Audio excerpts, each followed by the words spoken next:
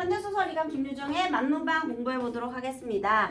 김유정 소설은 항상 비슷비슷하죠, 여러분. 동백꽃과 봄봄으로 대표되는 그의 소설에서는요. 특히 강원도 사투리를 잘 살려 써서 김유정 문학 언어 사전이 있을 정도죠, 여러분. 그래서 이렇게 상토적이고 토속적인 느낌이 강하고요. 또 재미가 있어요. 왜 우리 봄봄에서도 어리숙한 내가 우리 성례 문제로 장인과 갈등을 하는 장면에서 굉장히 해학적인 부분이 많았잖아요. 자, 보통 1930년대 농촌 소설은 어떤 특징을 드러내느냐면요, 여러분. 30년대 일제강점기니까요. 이제 막 억지로 근대화가 막 일어날 때예요. 자, 그런데 농촌이라는 곳은 전 근대적인 공간이죠. 그리고 농촌이 붕괴되어 가는데 사람들이 너무 구시대적인 생각을 갖고 있으니 보통 이제 30년대 농촌 소설에서는요, 계몽을 중심으로 해요. 계몽. 야, 너네 그렇게 있지 마. 그래서 왜 또 사회주의계 소설들 있잖아요. 자본과 지주 때려잡고 우리 밑에서부터 각성해야 돼. 보통 그런 걸 알려주는 작품들이 많거든요. 왜냐면 농촌 사회가 너무 힘드니까요. 그런데 김유정 소설에서는요, 시대에 대한 비판이 직접적으로 드러나는 작품은 거의 없어요. 우리 어리숙한 나가 등장하는 그런 김유정 소설에서 막 그 시대를 막 비판하는 그런 건 없었잖아. 그죠? 그런데 거의 유일하게 만무방 이놈은요. 김유정 작품임에도 불구하고 현실 비판적이고 풍자적인 요소가 굉장히 강합니다. 풍자와 현실 비판. 그래서 요게 중요하죠. 김유정의 만무방 아주 유명한 작품이고요. 자, 그 다음에 제목이 만무방인데요. 도대체 만무방이 무엇이냐? 만무방은 이 양아치, 맥수건달 되겠습니다. 아나 무치한 놈. 그러니까 얘는요, 막돼 먹은 새끼. 막돼 먹은 놈. 이런 뜻이거든요. 자, 그럼 이 작품 속에서 누가 만무방인지 한번 생각하면서 본문을 한번 읽어보도록 하겠습니다. 자, 여기 작품에서 만무방 하도 유명하니까요. 만무방에서 중요한 포인트는 얘가 아이러니가 등장하거든요. 그래서 여기서 등장하는 아이러니 그리고 만무방이 누구인지 예, 이런 것들. 그 다음에 김유정 이제 소설에서 문체의 특징 이런 것들이 중요하다고 보겠습니다. 자, 여러분이 만약에 얘를 모의고사나 수능에서 만났어요. 그러면 당연히 아, 김유정 만무방 아는 작품이구만 한 다음에 4번의 보기를 읽겠죠. 이 작품에서 중요한 게 뭔가 예상 밖의 결과가 빚은 모순이나 부조화를 아이러니라고 한대요. 자, 아이러니라는 것은요. 여러분, 아이러니하고 반어가 완벽히 같진 않아요. 보통 우리가 반어적 표현이다 라고 사용할 때는 언어적 표현을 말하는 거예요. 반어적 표현은 언어에 등장하는 언어 자체에 등장하는 겉뜻과 속뜻의 차이. 그게 언어적인 반어적 표현이죠, 여러분. 그러니까 반어법이라는 말 자체가 언어적 표현과 관련있죠. 겉뜻과 속뜻이 다른 거죠. 그런데 아이러니라는 거는요. 상황 반어예요. 그러니까 상황이 부조화를 일으키는 거야. 그 왜 그러느냐? 여기서 일단 이 아이러니라는 말이요. 독자의 기대와는 다른 결과. 예상에서 어긋나는 거예요. 그리고요, 상황의 부조화.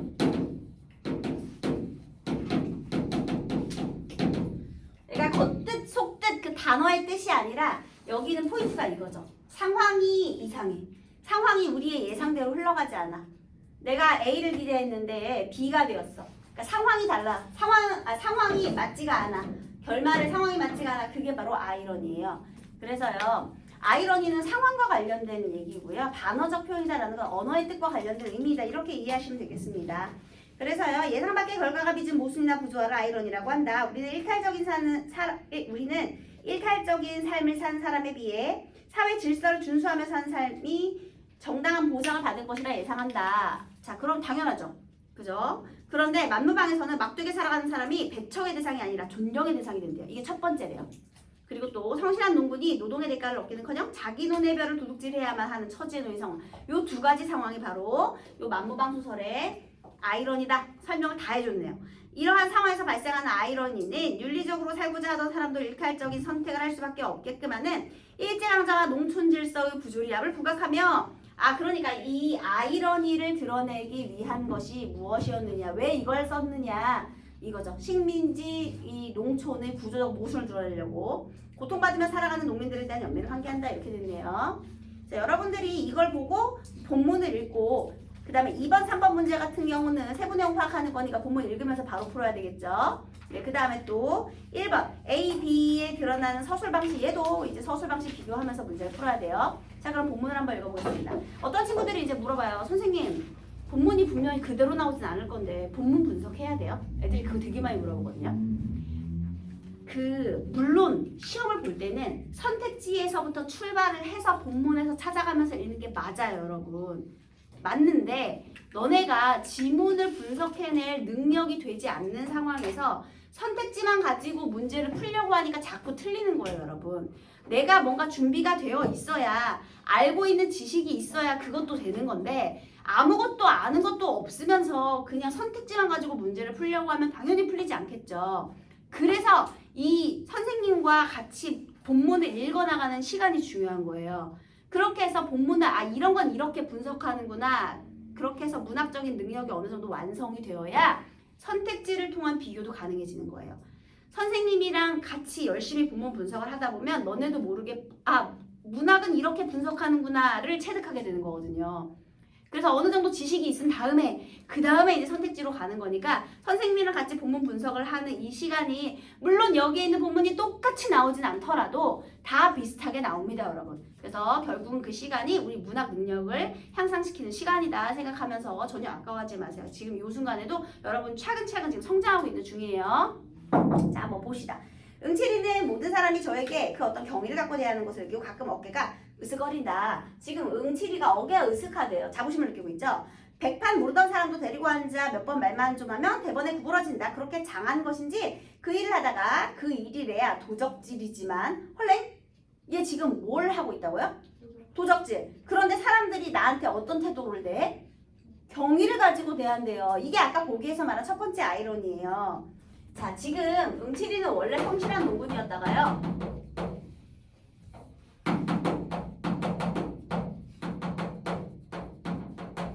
이거 식민지 농촌에서 아무리 열심히 해봤자 남는 게 없는 거야. 때려쳐 그래가지고요. 이걸 다 때려치고요. 도적질이나 하고 도박이나 하고 거칠게 살아가고 있어요. 바로 그게 만무방이죠, 여러분. 그래서 백수 건달이 되었습니다. 굉장히 거칠고 자유롭게 살기로 선택을 한 거예요. 그런데 백수 건달로 살았더니 돌아오는 시선. 지금 마을 사람들. 다른 사람들이 얘한테 어떤 시선을 보내고 있다고요? 경외. 그러니까 경외감이라는 거는요. 존경하고 부러워하고. 물론 무섭기도 하겠지. 두려움도 갖고 있겠죠. 두려움 당연히 있어요. 폭력성이니까. 근데 중요한 건 이거야. 뭐야? 왜 양아치를 좋아해? 양아치를 부러워해? 이게 바로 만무방의 첫 번째 아이러니. 우리 백수 건달인 응칠이요. 도적질을 하는 응칠이 사람들의 경의의 대상이 됨.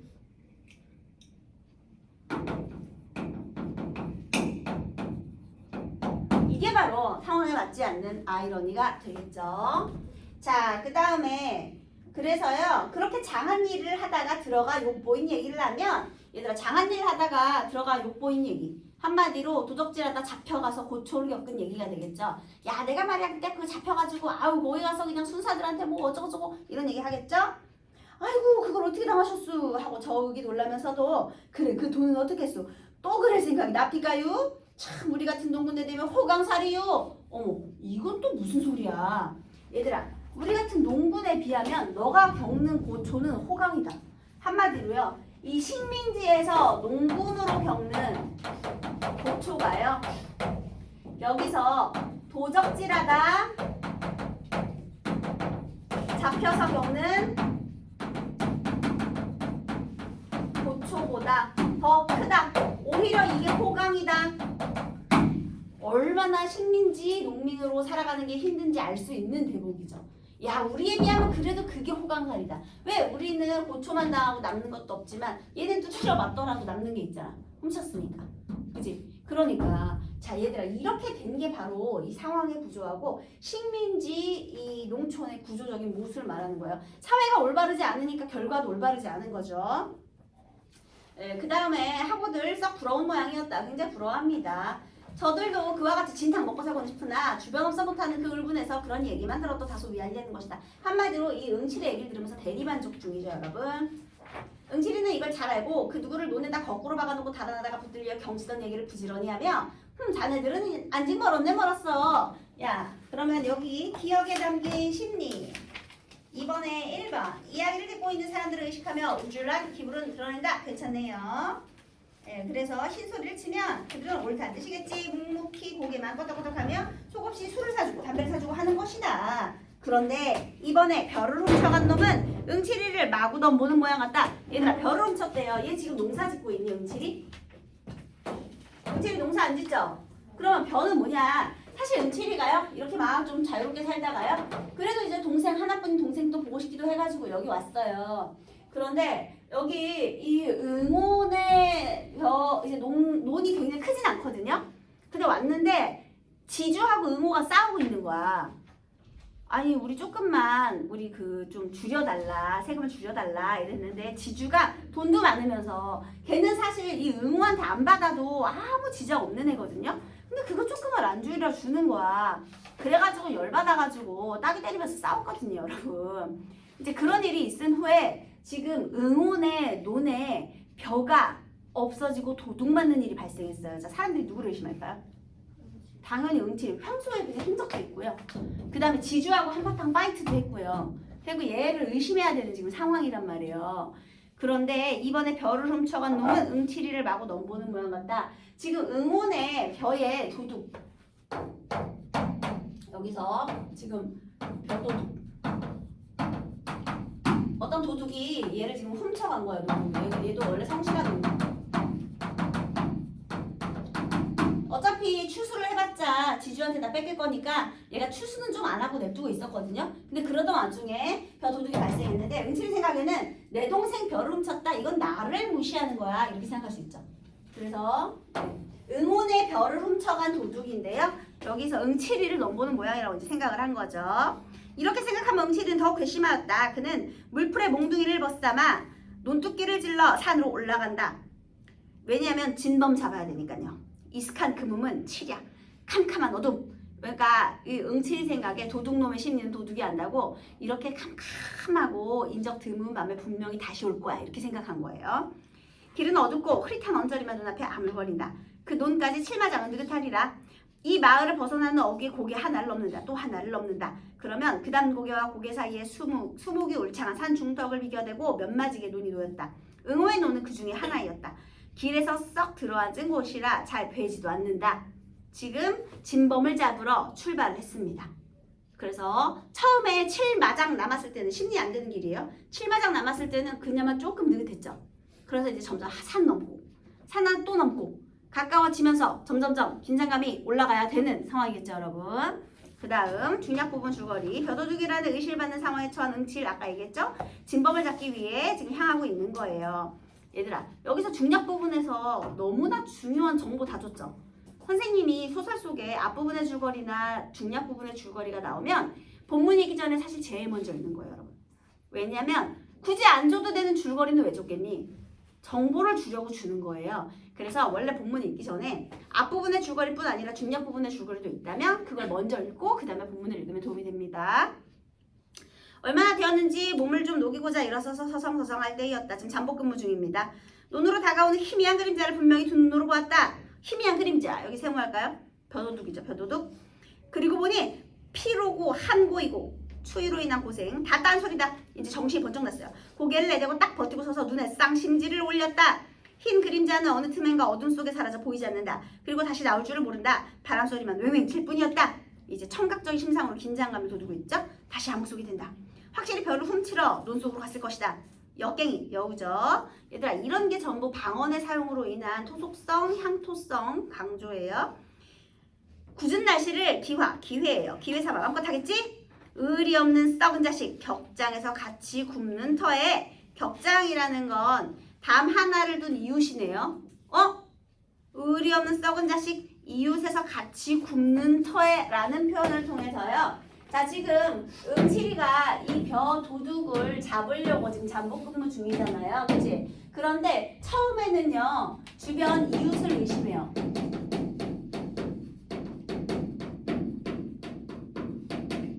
주변 이웃 의심하는 거야. 그러니까 아니 다 같이 힘든 처지에 이것들이 벼를 훔쳐? 이렇게 된 거예요. 오냐 대거리만 있어라. 이를 한번 부엌 깔아붙이고 차츰차츰 농계로 내려온다.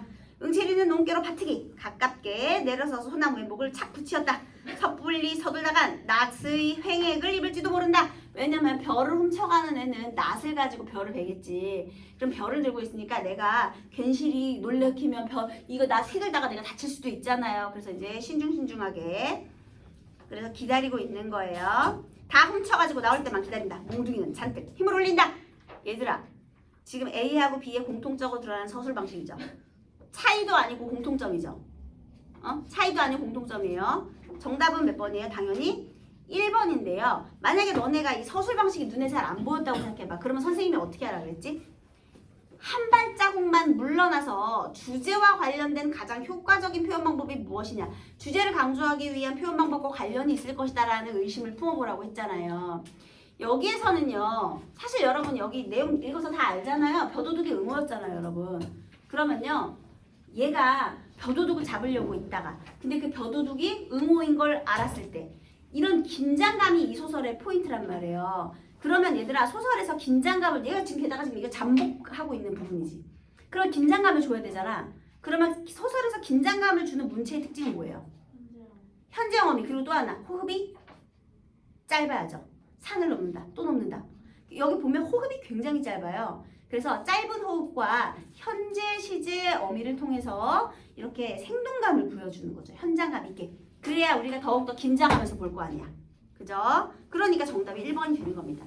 그래서 항상 내가 만약에 표현 방법이나 서술 방식처럼 어떤 표현 효과를 묻는 문제가 있다 그러면 정답이 뭔지 잘 모르겠어 하면 잠깐 한 발자국만 뒤로 물러나서 주제를 가장 효과적으로 드러내기 위한 게 무엇일까? 그냥 막 뜬금없이 아무거나 내진 않거든요. 그래서 그런 걸 한번 기억을 해보세요. 네, 자, 그 다음에 한식경쯤 지났을까? 한식경이라는 거 한 번 밥 먹을 동안이죠. 도적은 다시 나타난다. 도적 세모. 논둑에 머리만 대묻고 사면을 두리번거리더니 그제야 기어 나온다. 얘들아 지금요 날씨도 굿고요. 그 다음에 금음이라 아주 깜깜하고요. 달이 없으니까. 그리고 이 논 자체도 굉장히 인적 드문 곳에 있어요. 그럼에도 불구하고 이 도적 굉장히 신중하죠. 두리번 살피면서. 그 다음에 얼굴에는 눈만 내놓고 수건인지 먼저 헝겊이 가리었다. 보찜을 등에 짊어매고는 허리를 굽어 옷이 뺑손 일로 놓는다. 그러자 응칠이가 날쌔게 달려들며 이 자식 나무배를 훔쳐가니 하고 대포처럼 고함을 지르니 눈뚝으로 코대로 대굴대굴 굴러서 떨어진다. 얘들아 지금 때렸어? 아니요. 지금 어둠 속에서 튀어나오면서 이 자식 훔쳐가냐 하니까 놀래서 떨어지는 부분이죠. 지금 아직 놀랬습니다. 얼떨결에 호대의 놀란 모양이었다. 응칠이는 덤벼들어 우선 허리깨를 내려 죽였다. 자 일단 허리를 때렸습니다. 어이구구구 처참한 비명이다. 이 소리에 귀가 번쩍 뛰어 그 고개를 들고 팔부터 벗겨보았다. 어라? 여러분 이 소리에 귀가 번쩍 뛰어? 주셔보세요. 내가 허리를 팍 쳤거든요. 그랬더니 아구구구 하는데요. 이 목소리는 자 왜 귀가 번쩍 뛰었어요? 익숙한 목소리라서. 거기 익숙한 목소리 적으세요. 그래서 여기 팔로 해서 이렇게 벗긴 거예요. 얘가 얼굴에 못 쓰고 있었잖아. 이렇게 해서 벗겼어요. 그러나 너무나 어이가 없었음인지 시선을 치거들며 그 자리에 우두멍찰한다. 그것은 무서운 침묵이었다. 쌀똥맞은 바람만 공중에서 북셀론다. 북셀론다라는 건 야단스럽다는 뜻이에요. 바람만 막 휘휘 불어. 얘들아 벼도둑이 누구였어요? 네. 자 여기서는 지금 화가 나서 기다리고 있었거든요. 왜냐면 어떤 새끼인데 지금 나를 의심받게 해 한 거예요. 근데 찾고 보니까 결국 벼도둑은 응모였어요. 그래서 지금 여기에 나의 심리 상태. 응칠이는 당황했겠죠. 이걸 알고 당황했겠죠. 우주망찰하다. 여기나가 지금 망연자실한 상황이죠. 한참을 신음하다 도적은 일어나더니 도적 세모. 성님까지 이렇게 못살게 굴기요? 성님이 형이잖아요. 그래서 도적의 정체가 응오였구만. 제법 눈을 부라리며 몸을 휙 돌린다. 그리고 느끼와 울음이 북받친다. 보짐도 내버린 채 내 건 내가 먹는데 누가 뭐래? 여기 줄치시고 내보하세요. 내 거 내가 먹는데 누가 뭐래? 자기 논의 벼를 훔쳐야만 하는 상황이죠, 여러분. 무엇 때문이죠? 맞아요. 식민지 농촌의 구조적 모순 적으세요. 식민지 농촌의 구조적 모순.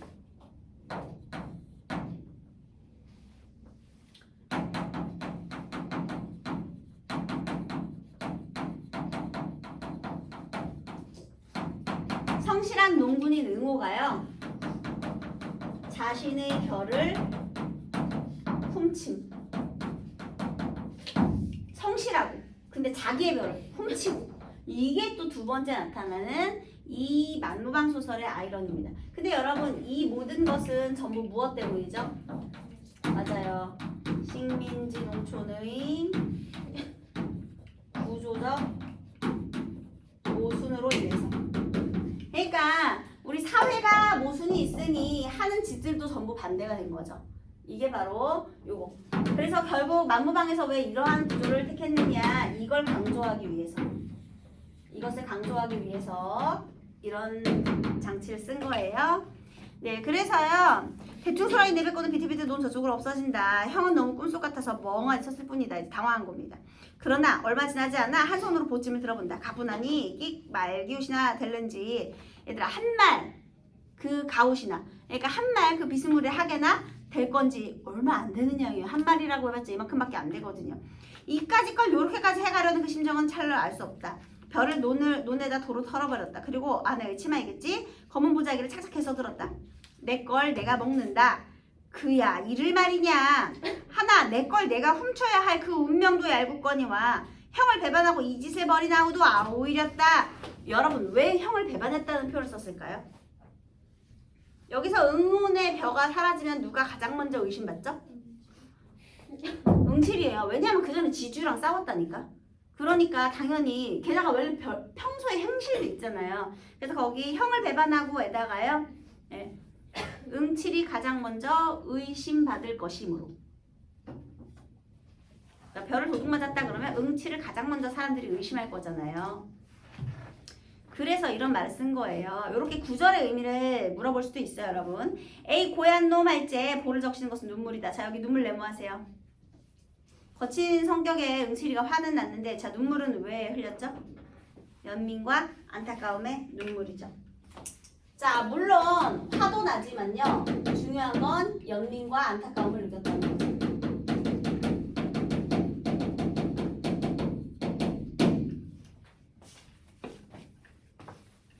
그는 주먹으로 눈물을 쓱 비비고 머리에 번쩍 떠오르는 것이 있으니 두리두리한 황소의 눈깔. 사우리를 남쪽 산속으로 들어가면 어느 집 바깥들에 밤마다 늘 매여있는 투실투실한 그 황소. 아무렇게 따지든 70원은 갈 데 없으리라. 그는 불이 나게 아우의 뒤를 밟았다. 얘들아, 얘가 지금 불쌍하죠? 그래서요, 응칠이가 얘한테 어떤 제안을 해요? 황소를 훔치자. 황소를 훔치자고 제안을 해요. 근데 여기서 원래 얘가 하는 일이 도적질이잖아. 그지? 그러니까 집단에는 자신의 방법으로 동생을 도와주고 싶었을 거예요. 이게 이제 자기가 할 수 있는 방법이었을 거야. 얘 존수 있다. 네 원대로 돈을 해줄게. 나하고 잠깐 다녀오자. 씩씩한 어조로 기쁘도록 달랬다. 그러나 아우는 입 하나 열려하지 않고 그대로 실축하였다. 얘들아, 동생 지금 삐졌어요. 우리 형이 나 때렸어. 그래서 삐졌습니다. 뿐만 아니라 어깨 위에 올려놓은 형의 손을 부질없다는 듯이 몸으로 털어버린다. 어떻게 한 거예요? 예, 존수 있다. 나 잡았죠. 이거 한 거죠, 여러분. 지금 행동을 통해서 거절의 의미를 드러낸 거죠, 간접적으로. 자, 그래서 얘가 황소 잡으러 가자 했는데요. 얘가 지금 어떻게 한 거야? 거절한 거예요. 근데 원래 있잖아. 내가 좋은 뜻으로 이렇게 도움을 주려고 했는데 그게 거절당했을 때 어때요, 여러분? 기분 안 좋죠? 그리고 삑 달아난다. 이걸 보니 엄청이 나고 기가 칵 막혔다. 여러분, 이것도 되게 중요한 부분인데요. 우리 얘가 그래서 엄청이 나고 기가 확 막혔다. 이거 존나 화났다는 뜻이거든요, 여러분. 그러면 화가 났는데 왜 화가 났어? 이걸 보니 화가 났죠. 이걸 보니 어떤 걸 보니? 거절당하니까 화가 난 거예요. 난 좋은 뜻으로 도와주라고 하는데 이걸 또 거절해? 지 벼도 훔치는 새끼가? 이렇게 된 거지 얘들아. 그러면요 여러분 우리 4번에 5번 선택지 좀 보세요 여러분. 나중에 얘가 일어나지 못할 만큼 맞거든요. 쫓아가서 막 두드려 패요. 근데 일어나지 못할 마치 매를 맞는 장면에서 성실하던 농군이 사회의 질서를 깨뜨렸다는 이유로 보상은커녕 징벌을 받는 모순적인 상황. 와 신박하게 어려운 얘기를 뭐같이 해놨죠 여러분. 왜 때렸다고요? 자신의 제안을 거절해서 화가 나서 때린 거예요 여러분. 물론 현실에 대한 울분도 있겠지만 근데 이거는 잘못됐죠. 틀린 거예요 여러분. 아까 2번에 4번 선택지도요. 도둑으로 밝혀진 응호가 손쉽게 제압당해서 허탈감을 느낀 게 아니라 도둑이 지 동생이라서 지금 허탈감을 느낀 거죠. 황당한 거죠. 그죠? 그러니까 이런 식으로 인과관계를 잘 찾아서 공부를 하셔야 됩니다. 여러분의 생각으로 문제를 풀면 안 되고요. 여기 화가 났는데 이걸 봐서 화가 났다? 이런 부분에 근거해서 문제를 풀어야 돼요. 그래서 일어나지 못할 만큼 막 때린 거예요. 자, 밑에 세 번째 줄. 홧김에 확인했을 때 그 꼴을 보니 또한 마음이 편할 수 없다. 그래서 막 홧김에 애를 때렸는데요. 이제 또 마음 편하지 않아요. 동생에 대한 애정이 있습니다. 침을 퇴에 뱉어 던지곤 팔자 드센 놈이 그저 그렇지 별 수 있냐. 얘들아 팔자 드센 놈 세모하세요. 누구예요? 둘 다. 그럼 이 소설에서 만노방 누구예요? 둘 다. 둘 다예요. 자 얘네가 둘 다 만노방이죠. 네, 그래서요 지금 결국에는 얘나 둘 다 이 시대의 만노방인 겁니다. 이게 결국 여기까지 연결되는 거죠. 도적질을 해야 하는 응칠이니까 이게 만노방이고요. 얘는 성실했지만 자신의 별을 훔쳤으니까 또 만노방이 되고요. 근데 이 소설의 아이러니와 이 만노방 제목의 의미까지 잘 생각을 해보세요.